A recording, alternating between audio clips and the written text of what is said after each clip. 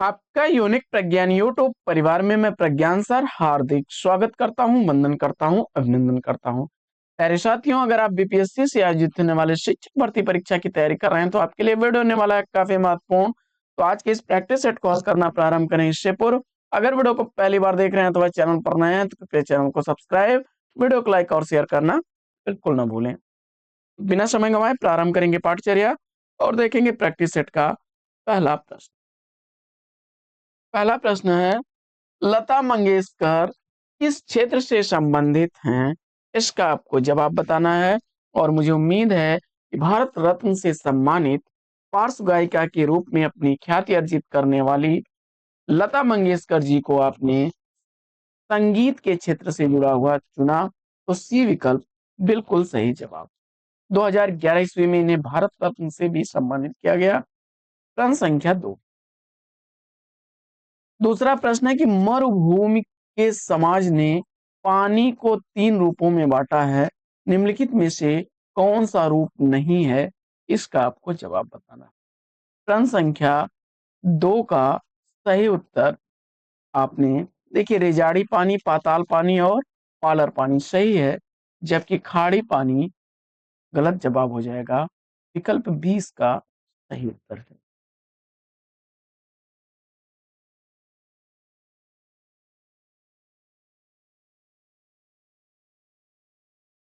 प्रश्न संख्या 3, बांग्ला में लिखी एवं हिंदी में अनुदित एकमात्र पुस्तक आलो आंधरी की रचना के रचनाकार कौन है? इसका आपको जवाब बताना है। दिए गए विकल्पों में आपने सेलेक्ट कर लिया है बेबी हालदार को, तो बी विकल्प बिल्कुल सही जवाब। बढ़ते आगे और देखते हैं चौथा प्रश्न कि कुंवर नारायण को किस रचना पर साहित्य अकादमी पुरस्कार से सम्मानित किया गया? चौथे प्रश्न का सही उत्तर आपने सेलेक्ट कर लिया है विकल्प बी, कोई दूसरा नहीं को राइट आंसर के साथ है। आगे बढ़ते हैं और देखते हैं प्रश्न संख्या 5 को। हरिवंश राय बच्चन का जन्म वर्ष पूछा जा रहा है। हरिवंश राय बच्चन 27 नवंबर 27 नवंबर 1907 ईस्वी में जन्मे थे और इनकी प्रमुख रचनाओं में मधुशाला, मधुकलश, निशा निमंत्रण, बसेरे से दूर, 10 द्वार से सोपान तक प्रमुख आत्मकथाएं हैं इनकी। आगे बढ़ते हैं और कुछ होगा अगर मैं बोलूंगा इसकी काव्य पंक्तियां हैं। दिए गए विकल्पों में आपने चिड़ियों पर धूप, आत्महत्या के विरुद्ध, हंसो जल्दी हंसो, रास्ता इधर से है, दिल्ली मेरा प्रदेश जैसी काव्य रचनाओं के रचनाकार रघुवीर सहाय को चुना आपने, तो बी विकल्प राइट आंसर। बढ़ते हैं सातवें प्रश्न की तरफ। सातवां प्रश्न है, जिंदगी में जो कुछ है, जो भी है सहर्ष स्वीकारा है, यह पंक्तियां किस रचनाकार की हैं? तो दिए गए विकल्पों में आपने चांद का मुंह टेढ़ा, भूरी भूरी खाक, काट का सपना, सतह से उठता आदमी जैसी रचनाओं के रचनाकार गजानन माधव मुक्तिबोध विकल्प ए को चुना, बिल्कुल सही जवाब। आठवां प्रश्न, प्रश्न संख्या 8 है कि कुछ कविताएं काव्य संग्रह का रचनाकार पूछा जा रहा है। कुछ कविताएं काव्य संग्रह के रचनाकार कौन है? प्रश्न संख्या 8 का सही जवाब आपने सेलेक्ट किया शमशेर बहादुर सिंह को, बिल्कुल सही जवाब। चूका भी नहीं हूं मैं, कुछ और कविताएं, इतने अब पास अपने, बात बोलेगी, काल तुझसे होड़ मेरी, सुकून की तलाश, टूटी बिखरी हुई, ये प्रमुख काव्य संग्रह शमशेर बहादुर सिंह के हैं। नौवां प्रश्न, प्रश्न संख्या 9 है कि छायावाद का सलाका पुरुष किसे कहा जाता है? छायावाद का सलाका पुरुष किस रचनाकार को कहा जाता है? दिए गए विकल्पों में आपने सरोज स्मृति, कुकुरमुत्ता, राम की शक्ति पूजा, अणिमा, बेला, सांध्य काकली जैसी रचनाओं के रचनाकार सूर्यकांत त्रिपाठी निराला जी को चुना। बी विकल्प चुन करके इस प्रश्न का बिल्कुल सही उत्तर दिया है। 10वां प्रश्न, 10वां प्रश्न है कि रामचरितमानस में किस रस की प्रधानता है? 10वें प्रश्न का सही जवाब चयनित करिए। रामचरितमानस में किस रस की प्रधानता है? गोस्वामी तुलसीदास द्वारा लिखा गया यह ग्रंथ शांत रस की प्रधानतापूर्ण ग्रंथ है। विकल्प ए बिल्कुल सही जवाब। बढ़ते हैं आगे और देखते हैं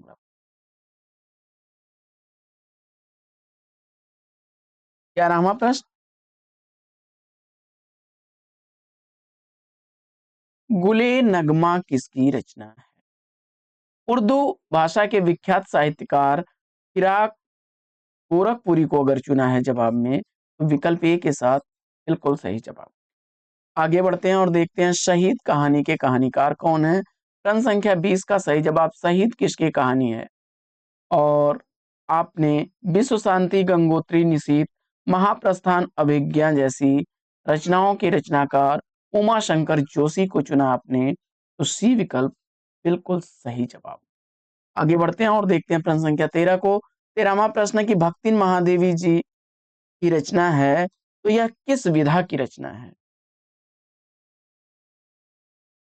यह संस्मरणात्मक रेखा चित्र विधा की रचना है, विकल्प ए इसका सही जवाब।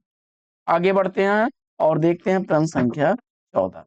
14वां प्रश्न है कि अकाल पुरुष गांधी शीर्षक से महात्मा गांधी के जीवन के माध्यम से नए धर्म की अवधारणा को किस साहित्यकार ने साकार किया? प्रश्न संख्या 14 का सही जवाब आपने सेलेक्ट कर लिया होगा, मुझे उम्मीद है किसको?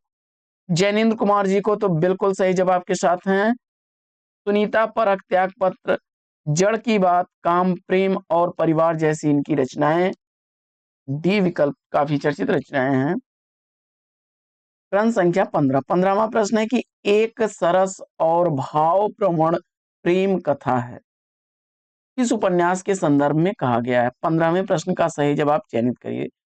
तो मुझे उम्मीद है कि आपने यह सेलेक्ट किया होगा धर्मवीर भारती द्वारा लिखे गए गुनाहों का देवता उपन्यास के संदर्भ में। तो सही जवाब है सूरज का सातवां घोड़ा, 11 सपनों का देश, पश्यंती, प्रारंभ हुआ समापन, मानव मूल्य और साहित्य इनकी कुछ प्रमुख रचनाएं हैं। प्रश्न संख्या 16 है कि पहलवान की ढोलक कहानी में कौन सा पात्र नहीं है? 16वें प्रश्न का सही जवाब आपने सेलेक्ट कर लिया विकल्प लहना सिंह, डी को तो राइट आंसर है। लहना सिंह चंदन शर्मा गुलेरी का चर्चित पात्र है, उनकी कहानी है उसने कहा था। इस कहानी का पात्र है, कई बार रिपीट हुआ है परीक्षाओं में। आगे आलोचना की पहली किताब किसकी आलोचनात्मक रचना है? 17वें प्रश्न का सही जवाब आपने मौत और उसके बाद लौटना, शहर में एक बदनाम औरत होती है, खुद अपनी आंखों से लालटेन जलाना जैसी कृतियों के रचनाकार विष्णु खरे को चुना, तो ए विकल्प के साथ बिल्कुल सही जवाब। बढ़ते हैं प्रश्न संख्या 18 की तरफ। 18वां प्रश्न है कि भारत पाक विभाजन पर आधारित कौन सी कहानी है? भारत पाक विभाजन पर आधारित इसमें से पूछा जा रहा है कहानी। और प्रश्न संख्या 18 में सही जवाब आपने सेलेक्ट किया है इसको, नमक कहानी को, तो विकल्प बी बिल्कुल सही उत्तर। रजिया सज्जाद जहीर द्वारा लिखी गई यह कहानी है, जिसमें सरहद के दोनों तरफ के विस्थापित लोगों के दिलों को टटोलती एक मार्मिक कहानी है। शिरीष के फूल निबंध के निबंधकार कौन है? प्रश्न संख्या 19 का सही जवाब आपने आचार्य हजारी प्रसाद द्विवेदी, विकल्प सी को चुना, सही उत्तर के साथ है। अगला प्रश्न है कि सुनकर क्या तुम भला करोगे मेरी आत्मकथा, अभी समय भी नहीं, थकी सोई है मेरी मौन व्यथा, किसकी पंक्तियां हैं? प्रश्न संख्या 20 का सही जवाब आपने जयशंकर प्रसाद द्वारा रचित आत्मकथ्य से अवतरित यह पंक्तियां हैं, विकल्प ए चुन करके बिल्कुल सही जवाब दिया। बढ़ते हैं आगे और देखते हैं अगला प्रश्न संख्या 21। 21वां प्रश्न है कि बात निबंध के निबंधकार कौन है?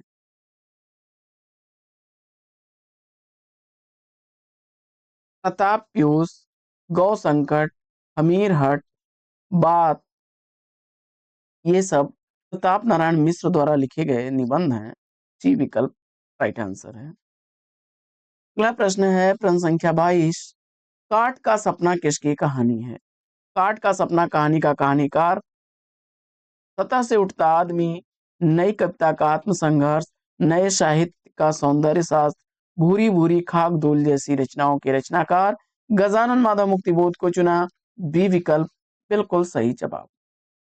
प्रश्न संख्या 23। भोर का बावरा अहेरी, पहले बिछाता है आलोक की लाल लाल कनिया, यह पंक्तियां किसकी हैं? प्रश्न संख्या 23 में मुझे उम्मीद है कि आपने बाबरा आहिरी कविता का यह अंश अज्ञेय को सेलेक्ट किया। ए विकल्प को सही जवाब के साथ है।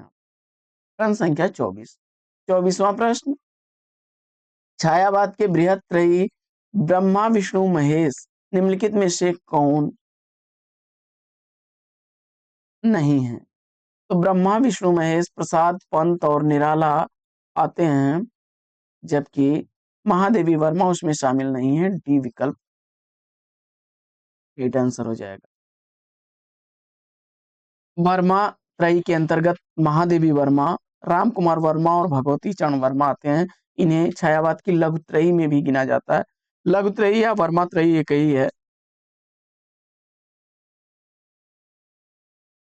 प्रश्न संख्या 25, प्रेम और श्रृंगार का ऐसा वर्णन जो बिना लज्जा और संकोच के सबके सामने पढ़ा जा सके, गोस्वामी जी का ही है। यह कथन किसका है? प्रश्न संख्या 25 का सही जवाब आचार्य रामचंद्र शुक्ल को चुना, तो बी विकल्प के साथ बिल्कुल सही जवाब। आगे बढ़ते हैं और बढ़ते हैं प्रश्न संख्या 26 की तरफ। 26वां प्रश्न है कि महादेवी वर्मा का यामा में कौन सी रचना संकलित नहीं है? प्रश्न संख्या 26 का सही जवाब आपने दीप शिखा विकल्प बी को चुन लिया, राइट आंसर के साथ है। आगे प्रश्न संख्या 27 है कि बाण भट्ट की आत्मकथा की साहित्यिक विधा पूछा जा रहा है, और 27वें प्रश्न का सही उत्तर आपने सेलेक्ट किया इसको, विकल्प डी उपन्यास विधा की यह रचना है आचार्य हजारी प्रसाद द्विवेदी जी द्वारा लिखी गई यह साहित्यिक रचना उपन्यास विधा की रचना है, जिसमें बाण भट्ट, भट्टिनी तथा निपुणिका इसके प्रमुख पात्र हैं। प्रश्न संख्या 28वां प्रश्न है कि हजारी प्रसाद द्विवेदी जी के अनुसार नाखून का बढ़ना किसका प्रतीक है? 28वें प्रश्न का सही जवाब आपने सेलेक्ट कर लिया है पाशवी वृत्ति का, तो विकल्प बी बिल्कुल सही उत्तर। आगे बढ़ते हैं और देखते हैं प्रश्न संख्या 29 कि रूपक अलंकार का भेद पूछा जा रहा है। तो रूपक अलंकार मुख्यतः 3 भेद होते हैं, शांग रूपक, निरंग रूपक और परंपरित रूपक परंपरित रूपक, तो विकल्प सी राइट आंसर हो जाएगा। आगे, कहती हुई यूं उत्तरा के नेत्र जल से भर गए, हिम के कणों से पूर्ण मानो हो गए पंकज ने। इन पंक्तियों में आइए बढ़ते हैं, देखते हैं क्या पूछा जा रहा है। छंद पूछा जा रहा है। यह हर गीत का छंद का उदाहरण है, विकल्प ए सही जवाब। आगे बढ़ते हैं और देखते हैं अगला प्रश्न कि काव्य हेतु के मुख्यतः कितने भेद हैं? प्रश्न संख्या 31 का सही जवाब आपने सेलेक्ट किया होगा विकल्प सी को, राइट आंसर के साथ में प्रतिभा, व्युत्पत्ति और अभ्यास मुख्यतः 3 भेद माने गए हैं काव्य हेतु।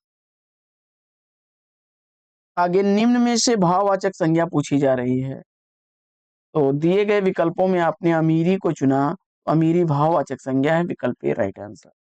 अगला प्रश्न है कि प्रयोग के अनुसार सर्वनाम के कितने भेद हैं? प्रश्न संख्या 33 का सही जवाब प्रयोग के अनुसार सर्वनाम का भेद पूछा जा रहा है। प्रयोग के अनुसार सर्वनाम के 6 भेद होते हैं, पुरुषवाचक, निजवाचक, प्रश्नवाचक, संबंधवाचक, निश्चयवाचक और अनिश्चयवाचक, 6 भेद हैं। अगला प्रश्न है कि रामू गरीब लड़का है, इसमें गरीब कैसा विशेषण है? और जवाब में आपने गुणवाचक चुना, विकल्प बी बिल्कुल सही जवाब। सुमेलित करना है दिए गए विकल्पों को, तो स्थिर स्थित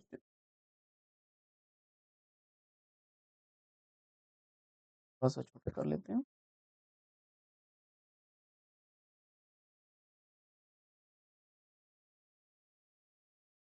स्थ्यर्थक पूर्ण अकर्मक क्रिया इसमें से किसमें है? और जवाब में आपने सेलेक्ट किया रामू सो रहा है। इसके बाद गत्यार्थक पूर्ण अकर्मक क्रिया किसमें है? तो लड़का तालाब में क्या है? तैरता है। एक कर्मक क्रिया किसमें है? लड़का पुस्तक पढ़ता है। और द्विकर्मक क्रिया क्या है कि माँ बच्चे को फल देती है।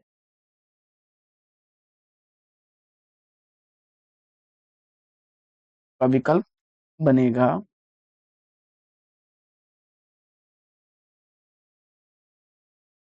सी।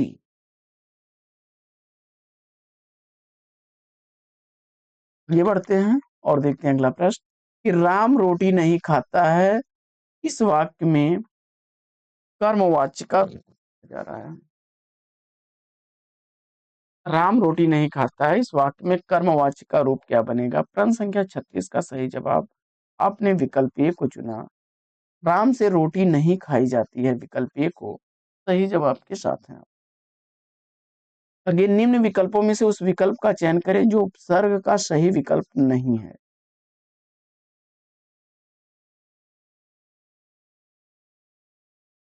देखिए पुष्प में इत प्रत्यय लगा करके पुष्पित शब्द बना है, इसमें प्रत्यय है ना कि उपसर्ग है, तो विकल्प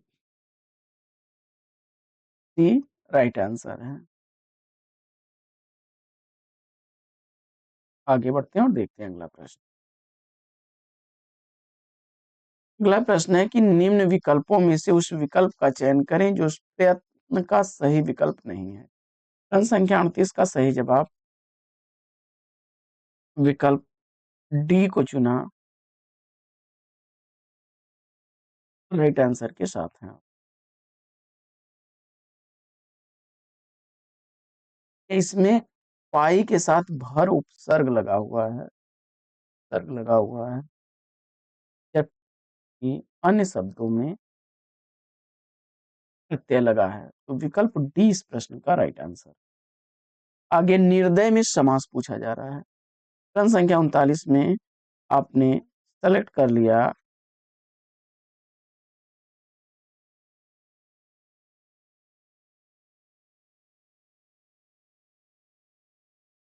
विकल्प ए को राइट आंसर के साथ है। अगला प्रश्न है कि तरणी और तरणी शब्द युग्म का अर्थ पूछा जा रहा है। 40वें प्रश्न में तरणी शब्द का अर्थ नाव और तरणी का अर्थ सूर्य है, विकल्प ए बिल्कुल सही जवाब। आगे फिर सुमेलित करना है। प्रश्न संख्या 41 में सुमेलित करके देखते हैं हम लोग। पौष का तद्भव क्या बनेगा? पौष का बनता है पूष। श्रृंग का बनेगा सिंह। वायु का नहीं लोग कहते हैं बयार बहुत, और परसु का फरसा। यानी इसका विकल्प सही कौन सा होगा?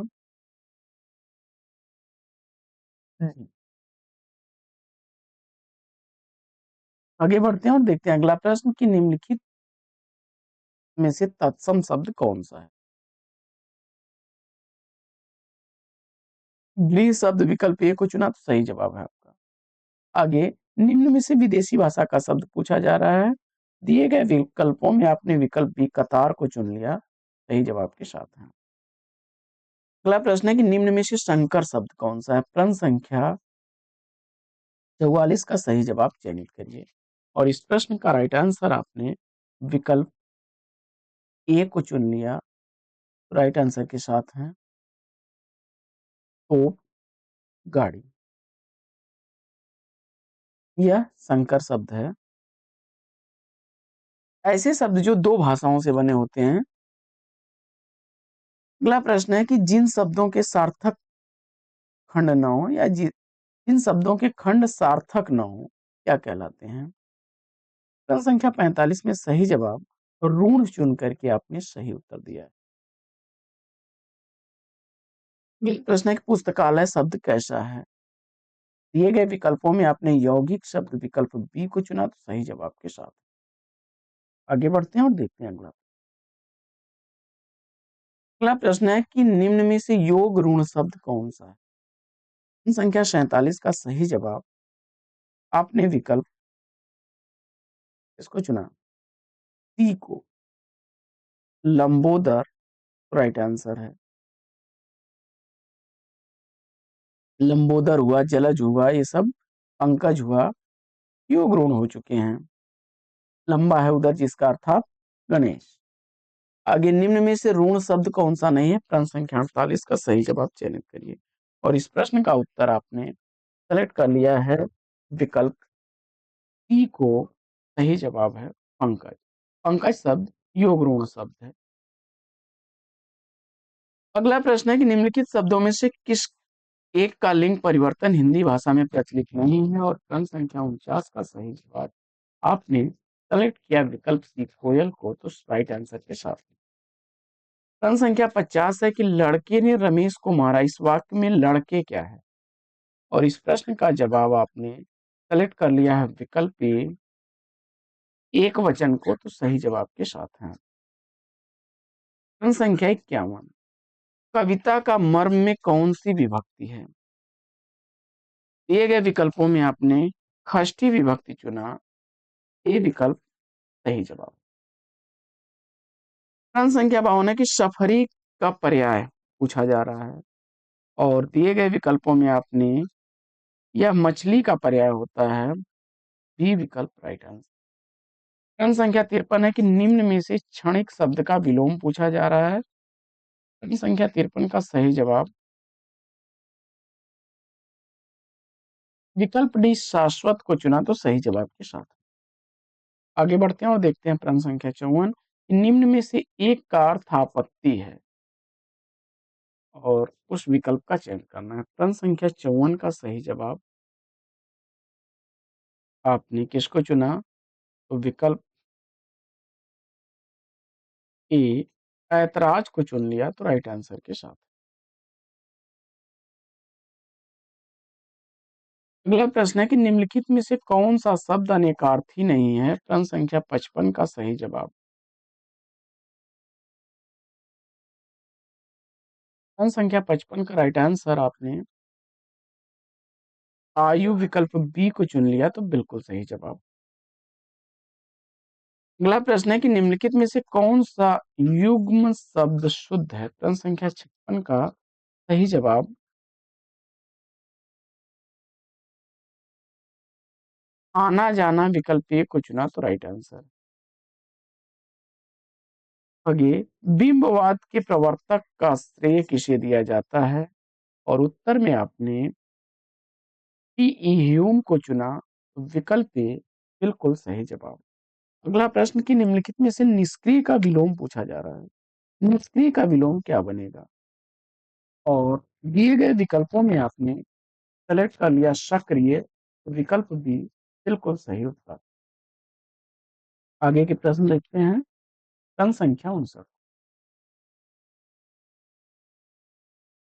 अपने अपने क्षमा करें, अपने सामान के साथ वह चला गया, वाक्य का अव्यय पद बंध पूछा जा रहा है और सेलेक्ट कर लिया आपने विकल्प बी को के साथ, डी इसका सही जवाब। प्रेमचंद का जन्मस्थल पूछा जा रहा है। 31 जुलाई 31 जुलाई 1880 ईस्वी में बनारस में लमही नामक स्थान पर इनका जन्म हुआ था, विकल्प ए सही जवाब। अगला प्रश्न है कि नमक का दरोगा कहानी में किस शहर का नाम आया? प्रश्न संख्या 61 का सही जवाब विकल्प सी कानपुर को चुना, सही जवाब के साथ है। आगे प्रश्न संख्या 62 है कि मियां नसीरुद्दीन के वालिद का नाम क्या? प्रश्न संख्या 62 का सही जवाब हम हसमत में मियां नसरुद्दीन के वालिद का नाम मियां बरकत शाही था, विकल्प ए सही जवाब। आगे बढ़ते हैं और देखते हैं अगला प्रश्न। अगला प्रश्न है प्रश्न संख्या 63 की कृष्णा सोबती का जन्म कब हुआ था? कृष्णा सोबती का जन्म पूछा जा रहा है, कब हुआ था? प्रश्न संख्या 63 का राइट आंसर विकल्प सी को चुना आपने 1925 ईस्वी को राइट आंसर के साथ है। अपू के साथ 2.5 साल किस विधा की रचना है? सत्यजीत राय द्वारा लिखी गई यह संस्मरण विधा की रचना है। विकल्प ए। पथेर पांचाली फिल्म में अपू की मां का नाम क्या था? प्रश्न संख्या 65 का सही जवाब विकल्प सी को चुना आपने सर्वजया राइट आंसर के साथ। प्रश्न संख्या 66 विदाई संभाषण किसकी रचना है? विदाई संभाषण किसकी रचना है? 66वें प्रश्न का सही जवाब बी विकल्प को आपने चुना बाल मुकुंद गुप्त सही जवाब के साथ। और प्रश्न संख्या 67 है कि बाल मुकुंद गुप्त का जन्म कब हुआ था? प्रश्न संख्या 67 का सही उत्तर 1885 ईस्वी में गुड़ियानी गांव जिला रेवाड़ी हरियाणा में अगर सेलेक्ट किया बिल्कुल सही उत्तर है। शेखर जोशी की रचना गलता लोहा किस विधा की रचना है? आपने जवाब में कहानी विधा को चुना सी विकल्प सही जवाब। आगे गलता लोहा कहानी में पंडित जी का नाम पूछा जा रहा है। प्रश्न संख्या 69 का सही जवाब विकल्प ए त्रिलोकी चुना तो सही जवाब के साथ है। रजनी पटकथा की विषय वस्तु क्या है? प्रश्न संख्या 70 का सही जवाब आपने शिक्षा व्यवस्था में फैला भ्रष्टाचार विकल्प ए को चुन लिया तो बिल्कुल सही। आगे बढ़ते हैं और देखते हैं अगला प्रश्न। अगला प्रश्न है आंखों देखा झूठ किसका कहानी संग्रह है? प्रश्न संख्या 71 का सही जवाब मन्नू भंडारी विकल्प बी को चुना तो बिल्कुल सही। अगला प्रश्न है कि जामुन का पेड़ किसकी रचना है? प्रश्न संख्या 72 का सही जवाब